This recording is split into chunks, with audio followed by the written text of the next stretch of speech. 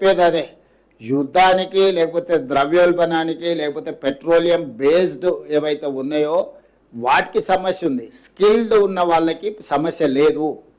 ఒక క్రైసిస్ వచ్చినప్పుడు క్రైసిస్ను ఖచ్చితంగా మనం అడ్రస్ చేయాల్సిందే, ఫేస్ చేయాల్సిందే.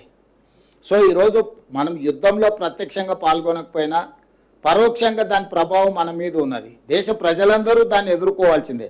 కాకపోతే ప్రతిదీ రాజకీయ కోణంలో ప్రధానమంత్రి గారు మాట్లాడుతున్నారు, ఎన్నికలు ఉన్నంతసేపు ధరలు పెంచలేదు, ఈరోజు ఉన్న పలంగా ఎవ్రీడే పెట్రోలియం ధరలు పెంచుతున్నాడు.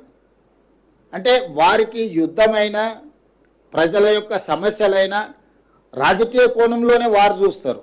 మేము కార్మికుల కోణం చూస్తాం కాబట్టి ఈరోజు కార్మికుల యొక్క సంక్షేమం కోసం ఈరోజు ఈ నిర్ణయాలన్నీ తీసుకున్నాము. ఇది నిరంతర ప్రక్రియ.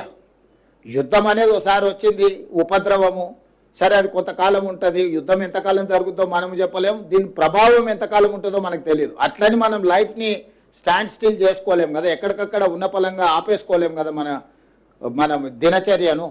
అందుకే ఈరోజు అన్ని రకాలుగా ఆలోచన చేసి భవిష్యత్తుకు అవసరమైన కార్యాచరణను తీసుకొని ముందుకు వెళ్తున్నాం.